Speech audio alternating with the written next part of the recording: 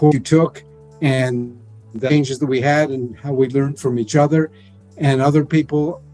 I'm told to meet you as well. And what we're going to do today is we're going to talk about social emotion. And as I wrote in a note, we're going to focus more narrowly for most of the session on spirituality, which is one of the main, from my perspective, one of the main areas of spirituality. Spirituality is one of the main areas of social and emotional learning that could really a lot of implications for education, etc. So we're going to, and it's going to be interactive this session. It's going to ask you to study together with other people who are on this session, and we're going to learn together, which I'm very, very excited about. I'm going to my PowerPoint for you. I assume that you can. I hope you can see this. And here we go. So I call this Cultivating Social Emotional Learning in Jewish Education. And I'll start with a brief story that happened to me many years ago. I was teaching a group of 10 and 11-year-old children, and we were talking about the day of Passover, Pesach. And I asked, and we were going on about the different names of Pesach, which is a very common exercise. And then at one point I mentioned that one of the most well-known names of Pesach is really Chag HaCherut, the holiday of liberty or of freedom. And I tried to explain together to the kids the importance of freedom. And almost, I remember very, very clearly, one of the children, this young girl, Sharon, she gets up and she says, you know, what is freedom? What does it mean to be free? Are we really, truly free all the time? And I said, what do you mean by that, Sharon? What's bothering you? And all of a sudden she said, you know, we're not really, truly free all the time. She said, a holiday of freedom doesn't really mean you can do whatever you want.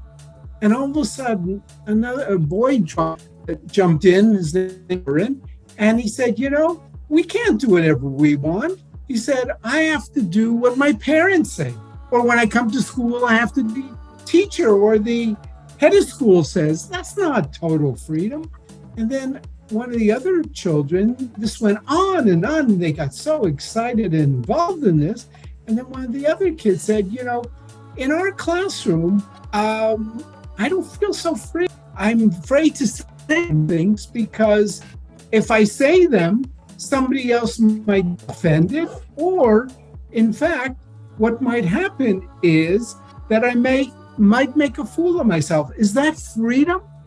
And so this whole discussion started from, I thought, a very straightforward discussion about the meaning of freedom and the holiday of freedom, and moved into a philosophical discussion, and then went into a whole other discussion about what it meant as children in the various positions that they found themselves in. And that's what I'd like to discuss today, is the power of social emotional learning, which is, this example for me really highlights what the potential is in terms of social emotional learning. And what we're going to do is we're going to talk about the need for proactive social emotional learning. We'll do that quite quickly.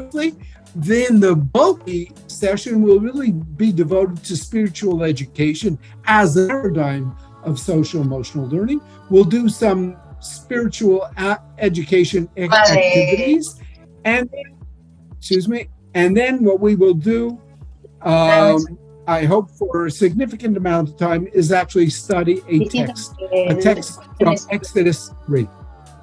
Educativas y temas que es importante tratar.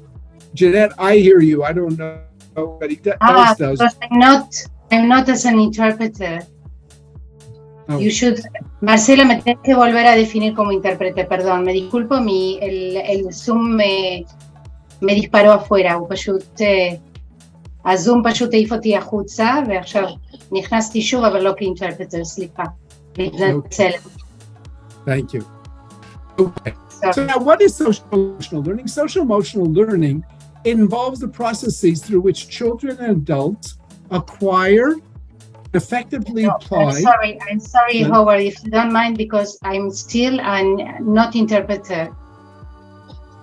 Okay. I'm not defined as interpreter, so Marcelo needs to...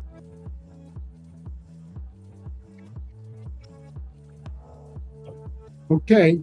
So it's to the necessary skills to understand and manage emotions. That's one. Two, it's to set and achieve positive goals, feel and show empathy for others, which is critical for people of ages.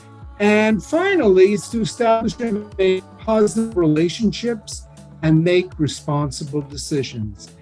And if I just take all three of these criteria, I think that this really meets what happened in the episode that I just described to you, these 10 and 11-year-olds, in terms of what they did with the topic of freedom. Excuse me.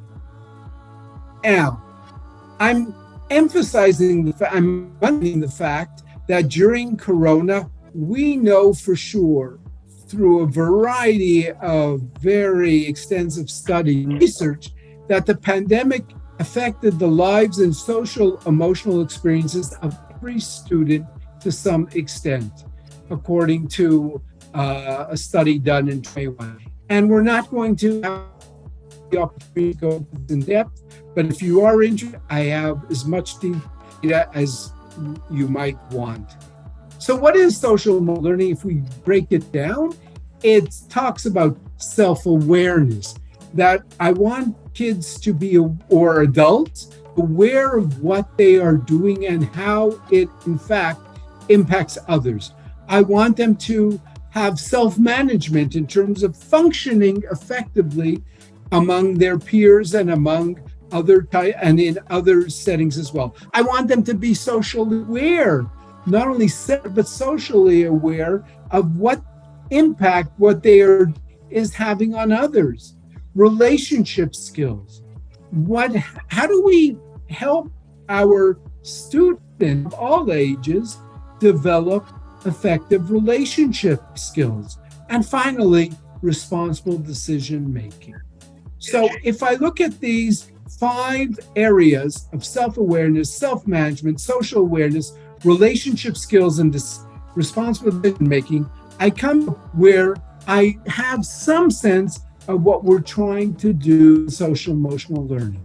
Now, for our purposes, social-emotional learning has an internal aspect, which is introspective, thinking about what I am doing, contemplative, being reflective, encouraging our students to think how they feel, and externally about how one relates to the world.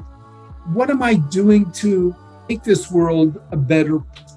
And both of these, the internal as well as the external, come together in terms of what we want to give over to our students.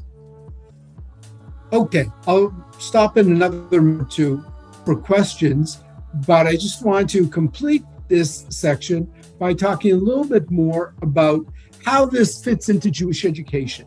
And Jewish education definitely is impacted in the sense that regardless of how it takes place, a goal of education is learning to inform, practice, and shape one lives that learning in the world. In other words, we are not simply teaching, as everyone here knows, knowledge, but rather teaching norms. We are teaching values. We are teaching behaviors. We are teaching relationships. And that's why social-emotional learning has such an important place in our Jewish education.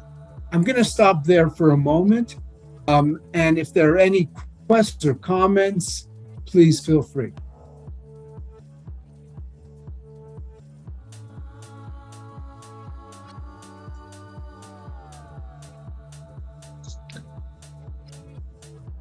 Okay. If there aren't, then we will move on now to spiritual education, which, as I mentioned earlier, is really an attempt to take social emotional learning and place it in most important features in Jewish education. Okay. What is spirituality? We'll discuss this briefly. Why address it? And then, as I mentioned earlier, we will study a text from Shemot 3 or Exodus 3. And hopefully, if we have enough time, we will also touch on another critical spiritual issue directly related to all forms of Jewish education called whatever. Okay. Start here with two definitions and invite you to think about what this says to you. So the first one is from Abraham Joshua Hessel, the famous theologian philosopher who wrote, "Goal should be to live life in radical amazement. Get up in the morning and look at the world in a way that takes nothing for granted. Everything is phenomenal. Everything is incredible. Never treat life casually. To be spiritual is to be east." Now, when you take that and you think about it in social emotional, what Hessel is saying to us is, don't just think about rationally or cognitively what is spirituality, but rather internalize it, experience it, try to think of how this affects your life, which is definitely reflects what we saw earlier about social emotional learning. Another, this is the second one, and this is by Dr. Lisa Miller, whom, if you want to read a classic work on spirituality and education, I would highly recommend Lisa Miller's 2015 book, The Spiritual Child, or she had another book which is critical, which came out in 2021, The Awakened Brain, where she talks directly about spirituality, and she based it on different types of scientific experiments, which seem to prove, as much as we can say, that spirituality is really an inner capacity. It's built into our being human beings. And Miller says spirituality is an inner sense of relationship to a higher power that is loving and guiding. The word we give to this higher power might be God, nature, spirit, the universe, the creator, or other words that represent a divine presence. In other words, it's something inner related to a relationship to a higher power. And everyone here obviously can define their power in different ways, as she encourages us to do. Okay. Now, what is the difference between spirituality and tradition and tradition or religion?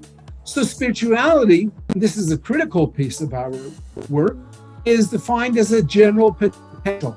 But when it is expressed in a tradition of language, practice, morality, and by a group of people to support and evaluate its efficacy, then it becomes religion. In other words, spirituality, the way I see it, is it's much more of an umbrella concept. And within that, religion and tradition based on practice and language, etc., can be one part of it. Okay. Now, the reason why we should deal with this, and I'm not going to go into this in depth, but you can read in front of you now how spirituality has been documented to spiritual awareness is a key to higher self-esteem, critical for our students of all ages. It motivates towards higher academic performance. Again, if you want to read any more of these studies, feel free to contact, and I will send you them. Fewer depressive or anxious symptoms. And we, especially in terms of COVID-19, it's been documented significantly mediated spirituality, significantly y mediado significativamente between fear and mental health. que sin duda, finally, spirituality obviously is an essential part of Jewish life. Okay. I'd like to open this up now to a much more interactive session. And therefore, I brought here on the screen 5 different photos, 5 different pictures of events or phenomena that have been described by some people as spiritual. And what I'd like to ask you to do is think which one of these 5, please, for this exercise, one, and write into the chat which one, just number, which one for you really highlights what a spiritual experience is. So please take a moment and write into the chat.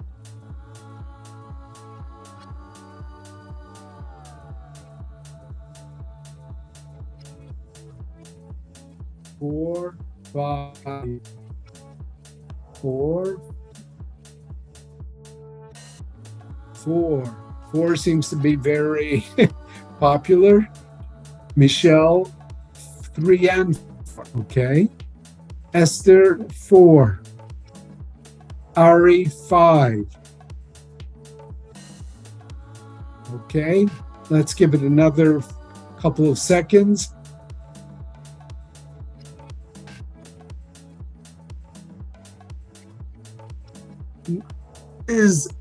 I'd like to open this up. If somebody here to share why you chose which number you chose. I can't see. Marcelo, can you see people's hands being, or people who want to speak? I just don't have access to that. I can try it. Thank you. Who's this? Fabio. Oh, okay. Thank you. Well, I chose 4. I'm not a particularly spiritual person, at least I don't identify with myself as such. So, I mean, I think nature and the fact that sometimes we can stop and appreciate it, like the sunset, as described in the picture. I think that's the closest to spirituality I can get. I mean, I do understand that number 5 might be very powerful for some people, but I don't have a child, so I have never felt it. So I think number 4 is the strongest I can feel about, I mean, me in touch with something bigger than me, which would be, in my understanding, spirituality. Lovely. Thank you very much. I see that Susie Lampert.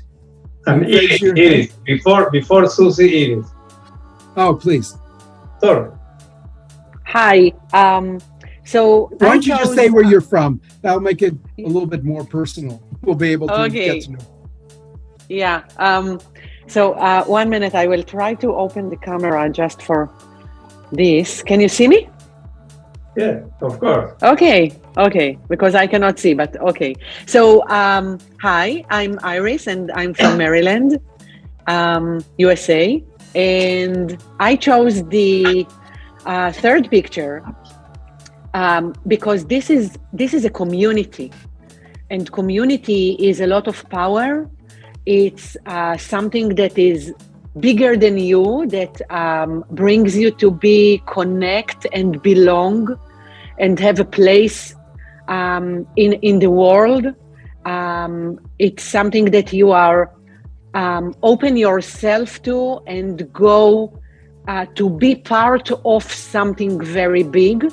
It's not just to be at home and to think about maybe being belong, or try to do something at your home in your 4 walls, in your comfort zone. So this is something very big, the community for me. Thank you very much. That's a lovely addition to what Fabio said. Thank you. Who's next? Susie and Tamara and Jen and Ari. Hi, everybody. I'm from outside of Chicago, and thank you very much. It's wonderful to learn from you again, Professor Deitcher. I really connect actually to all 5 of the pictures spiritually, but the reason I selected number 4 for this is whenever I'm in nature or see a sunset or look at the sky, it makes me feel an awareness, similar also to what Iris was saying, of being in the world, of knowing that we're in relationship with our planet, with each other, with the heavens and the earth. And I always feel like I can take a moment of gratitude, besides all the things that happen in the course of the day, for being available to access connection on so many levels. Lovely. Thank you. That's very rich, and it's lovely to see you again. Okay. So we'll take another 3 or 4 more, and then we'll move on. Okay. Tamara, Jen, and Ari.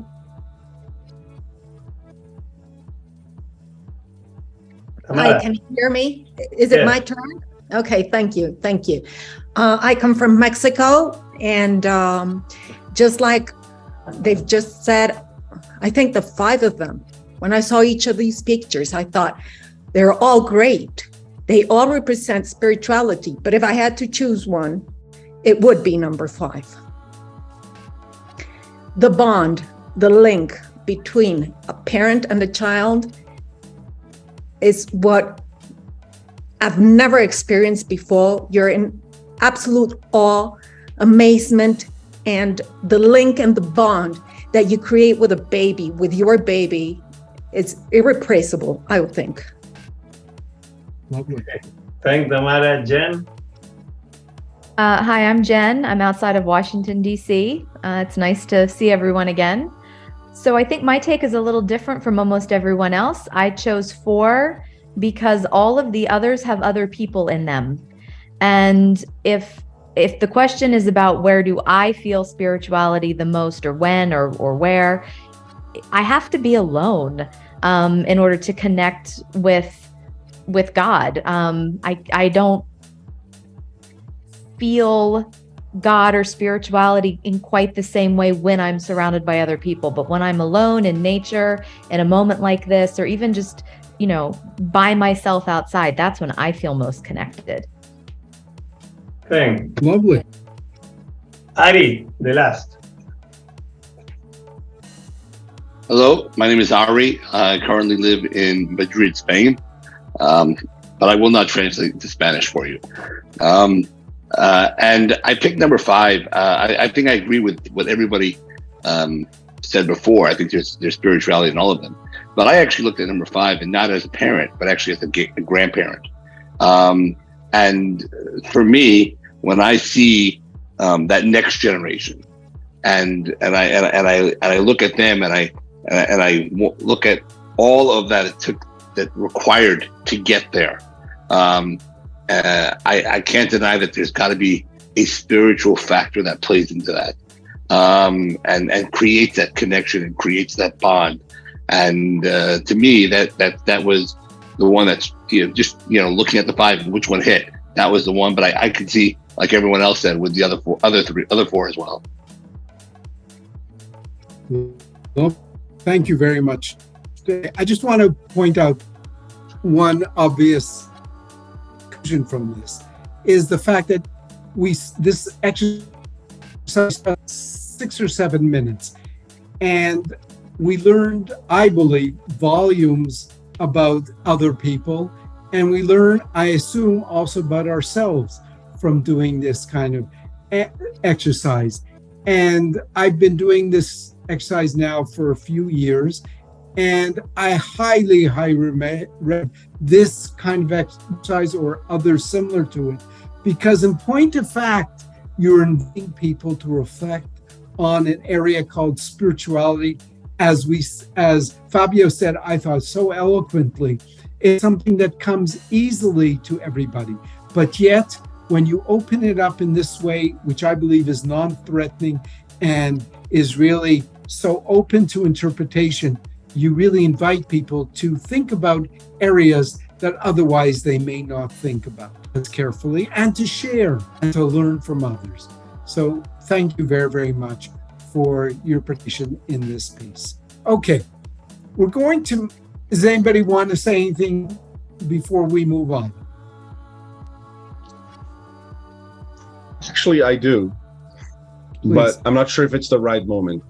I was thinking about. I meant to speak the other time you asked us to move ahead, but then I just didn't know if it was the right time. I still don't know if it is. But anyway, we're talking about working with spirituality as well as social emotional skills in a school setting, and I wonder, and now you've demonstrated it quite well. I mean, how can we do it in a way that is not only expositive, that is not just talking about it, right? I mean, that we can actually feel it. And secondly, since we are in a school setting, how can we measure that? How can we assess it, or should we assess it? But still, if we are in theory, everything we do in the classroom setting, we should be able to assess in a way or another. So should we, how can we assess it? Excellent. Both excellent questions.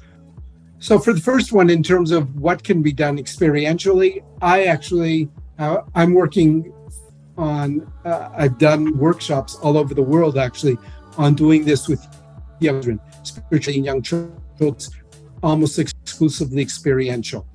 I love doing it, and kids, if you want, I just published an article a couple of months ago in General Childhood Spirituality Journal, where I used actually Havdalah as an experience.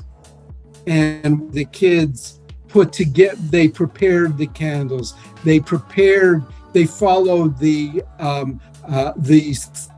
during the week, this meant, etc., etc. I'm happy to send anybody who wants that article, but that was certainly the experiential piece. So I'm that with young children. I'm starting to do it next week. I'll be interviewing a group of 10th and 11th graders on their understanding of miracles, and we're going to do some exercises related to miracles as well.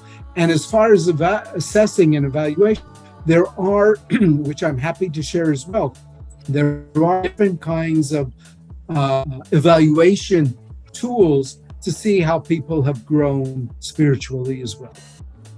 I hope that answers your question. Okay. With your permission, I'd like to see a text. And this text is a biblical text, which the reason why I focus on this text is because, in fact, I'm trying to show how here's the text. The text is from the 3rd chapter of Exodus. And the reason why I chose a chapter from the Bible is, first of all, this is most Jewish education structures, they study Bible. And this text, from what I know, is studied in different settings, school settings, in congregations, in several youth movements. In other words, it's a very common text. And it's not an esoteric text, and it's accessible. And the best part for me is that it's already part of the curriculum, so you don't have to pose it into the curriculum, which has already been set, but rather it's using this text as an opportunity to really discuss spirituality. Okay? And this text, I selected the first 6 verses from chapter, and from chapter 3. Take a look at this for a minute. Take a look at these verses, okay? What I'd like you to do is to think for yourself and if you're prepared, write them into the chat group. What, based on what we've heard and you know on your own in terms of spirituality, what spiritual quests or points of interest, what spiritual questions or spiritual points of interest surface for you from these 6 verses?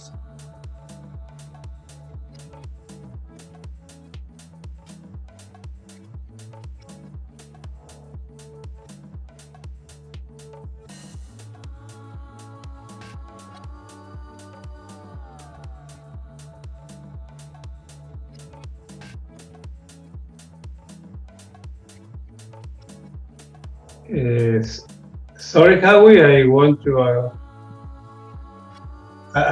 to explain to the Spanish speaker all the text. Okay. So what I said is that read the 6 verses. No, sí. Is that okay? Disculpa, Janet. Janet, disculpa. Lo que quiero decir es que posiblemente no todos leen inglés o todos leen hibrid, pero todos seguramente no. Whatever you write in Hebrew or in English or in Spanish, just write down. Janet, disculpa, lo hago yo rápidamente.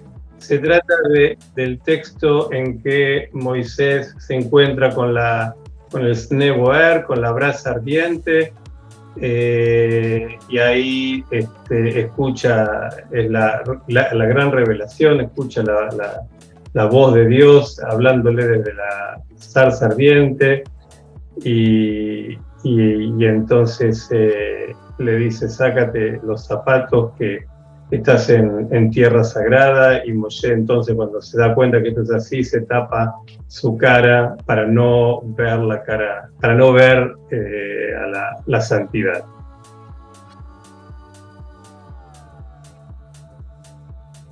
Okay, so Nancy wrote angel, nature, power, miracle, respect for greater being, fear and awe. Okay. Iris wrote, I assume, refers to the 6th verse. Okay, could you just, if you could just expand that a little bit. Amazement, excellent. In terms of spiritual questions, Iris, or anybody, surface for you when you read these verses. Connections with previous generations, ancestry, wonderful. Amazement, excellent.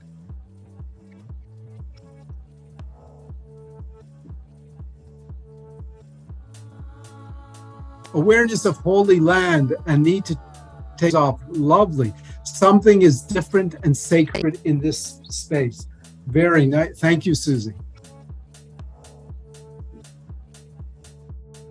And if you think of more than one, feel free to add them into the chat as well.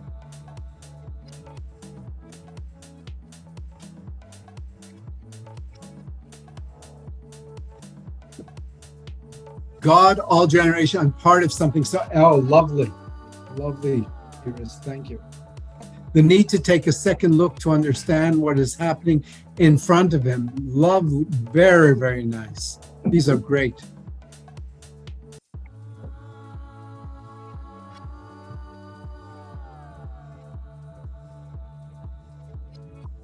More, if anybody from the Spanish speakers, please feel free to share with us.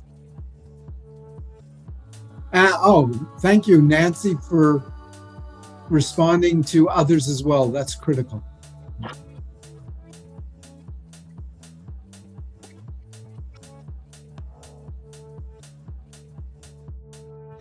Okay, we'll wait another minute and then we'll move on.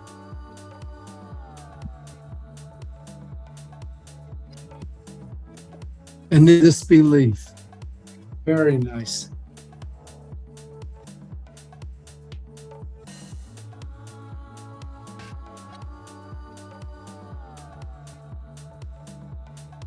Okay. I'm going to highlight a couple of things that I noticed, and these were actually some people already said them. One of the things, one of the literary tools that we studied, of course, was what we call lead words, or in Hebrew, a milaman. And if you look in these verses, you will see that in fact the word resh aleph hey in Hebrew, or to see, appears 4 times in verses 2 through 4. Okay, now if you look at that, I'm just going back and forth so you can see what's going on here. If you in verse says, an angel of the Lord appeared unto, right away, the angel, as somebody mentioned, that's one of the most obvious ways you can see spirituality. And then it's Vayar Malach Adonai elav b'toch hasem Vayar v'hinei hasneh. And then Moses, they translated here, and he looked.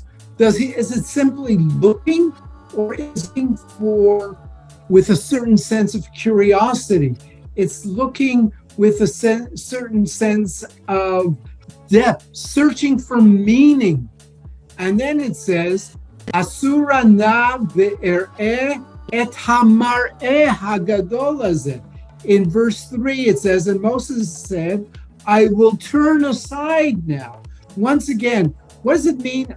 I will side and see this great sight. It's not just looking at it, but another level of vision. It's another level of sight.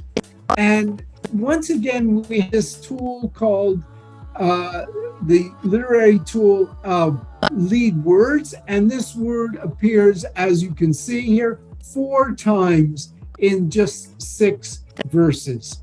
Okay. Another tool that we've learned in my course, we call words.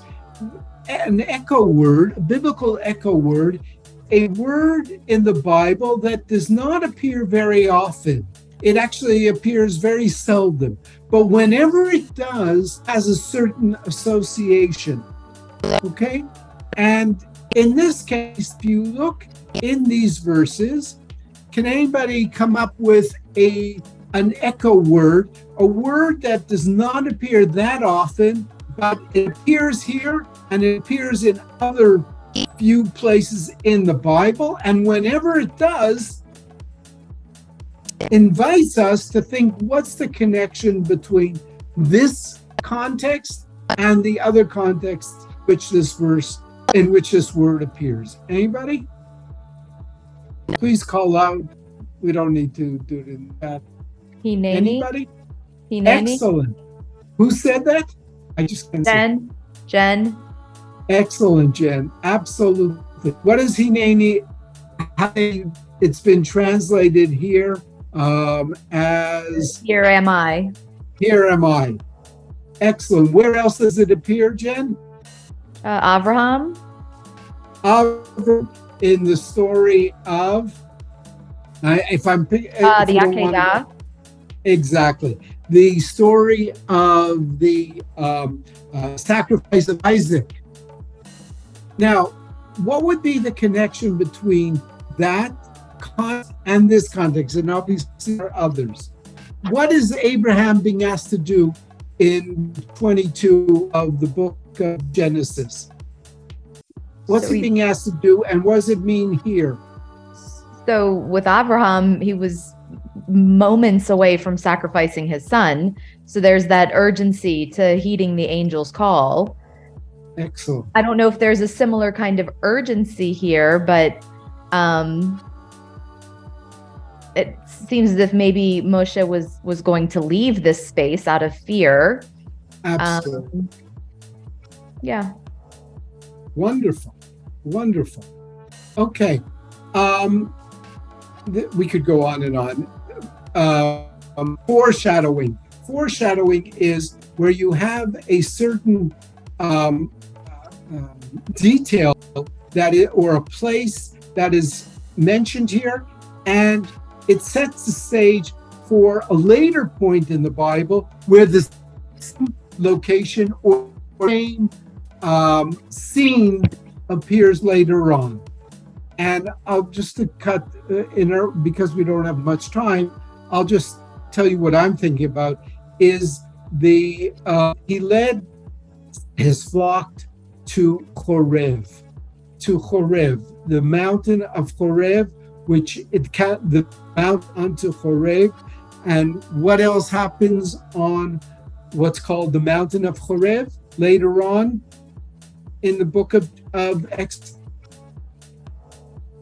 That's where, in fact, that's where the Torah is given.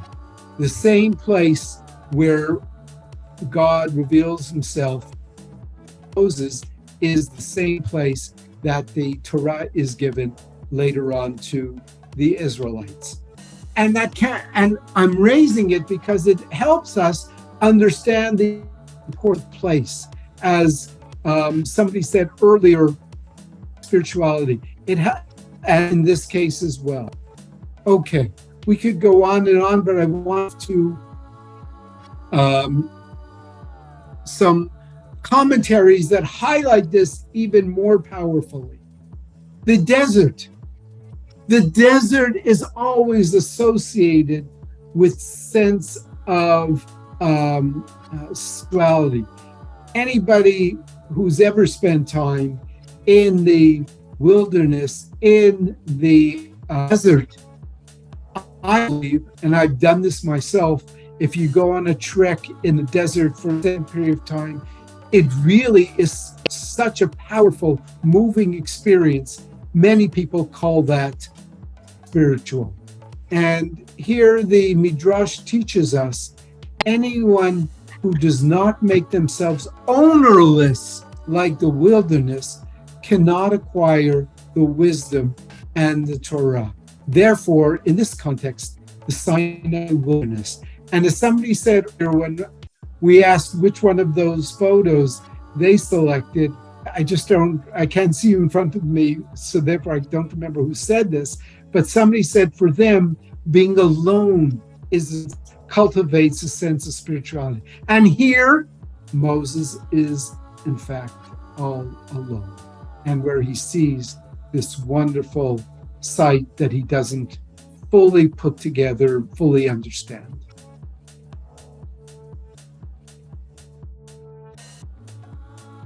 Now, Moses says something very odd or unusual. He says, "Let me consider and see." What's that all about, people? What does it mean if we go back to the text? Let's look at the text one more time. The text says, here we go. And the angel, and behold, the angel of the Lord appeared unto him, to Moses, in a flame of fire, in the midst of a bush, and he looked. And then in verse 3, Moses said, "I will turn aside and see this great sight, why the bush is not burnt." Now, what does that say to you?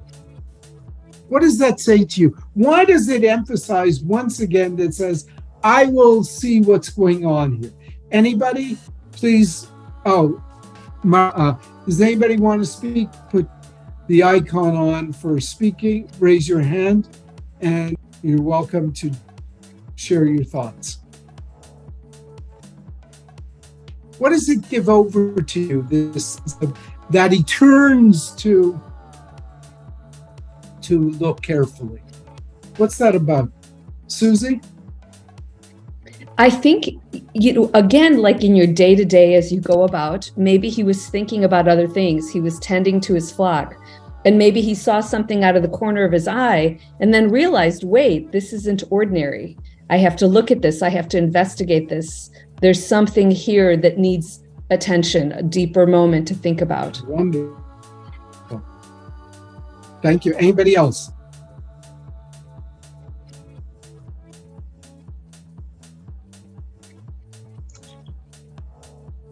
What is it? What does this scene generate for you? How do you wonder this? So I think that it's curiosity, it's being a Excellent. human being, it's being someone that is not just said, okay, he said hineni, he said I'm here, but although he wants to be able to understand more, and we even see that Moses, all the way he said to God, no, it's not me, and argue and try to go away from this. I don't understand. I don't know how to say it in English, but this big adventure that God want him to do. So just to being human, to connect Excellent. to us in this level. Excellent.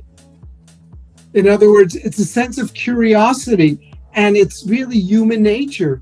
And that's what spirituality is all about. In other words, he doesn't just look at what's going on, but rather he really focuses on this. This is one area of spirituality called mindfulness that we teach so much in education today, in terms of helping us and our students really get down deeper into the focus of what we're looking at, and really taking a more careful and in look at what we are seeing. And for students of all ages today, that's so critical, especially in this era, in this period of digitalization, phones and quick images. The ability to just focus on something is so important and so lacking in our lives, that I think that this is a wonderful opportunity. Anybody else?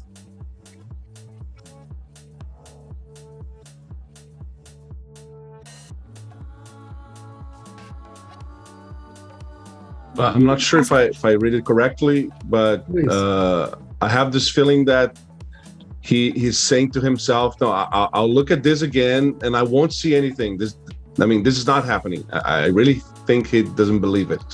So, I'll take a look again and it's not going to be there. This is not happening. But then when he looks, it's there. So I think that's the feeling I have. Wonderful. No, that's great. But he takes, as you said, I'm building on what you said. What he does here is that he takes the opportunity to actually look at it again. He takes the opportunity to say, well, let me see if I can make sense of this. Let me see what it says to me. And that's when God says, Moses, Moses, and he repeats his name twice, which is obviously very significant in any literary text, but certainly in terms of the Bible. And that's when Moses says, here I am, Hineni. Okay, just want to show you a couple of other possibilities. This is a wonderful quote. If we don't try to see providence, then we won't see or experience any. And we don't know what providence is. And if you want to take this, providence could be something with God in it or without God in it. But it is something beyond us. It's the spiritual. This is the principle that unless one searches, one will never see. Moshe merited everything because he halted in order to burning bush. There were many other shepherds that had passed by the bush burning, but they didn't stop. Moshe stopped to see because he knew that everything that a person has a purpose. I would love to share that message with students of all ages. I would love them to really think about how they can look at different types of phenomena in different ways and derive from that different types of meaning. Then finally, the whole issue that was mentioned earlier about the need for him to take off his shoes. God orders him, Moses, to remove the sand of his feet. The reason may possibly be because being holy ground, it should not be trodden by any occupying and therefore possessing shoe. In other words, it's a form of creating holiness is when we are able to remove the protection that we have from our body to the ground. And this is a very message as well. And finally, I'm going to end with what for me is a very powerful. The vision of the burning bush can be understood as a symbol of that spiritual passion which seizes without consuming. The vision of the burning bush can be understood as a symbol of that spiritual passion which seizes without consuming. That's wonderful. Such a powerful message. So we're going to conclude in about 2 or 3 minutes. If there's any, before I summarize, would anybody like to add anything or to ask any questions before we bring this to an end?